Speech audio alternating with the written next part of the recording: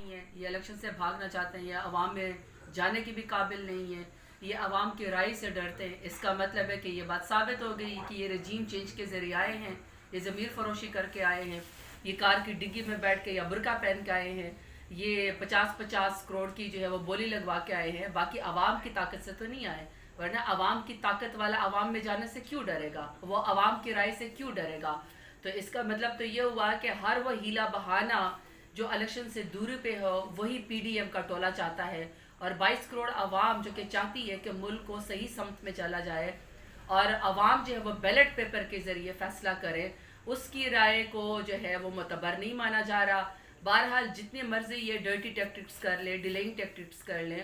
جو یہ طریقہ کار کر لیں، ان دا اینڈ تو ان کو الیکشن میں جانا پڑے گا، کیونکہ یہ پاکستان کے آئین کا حصہ ہے۔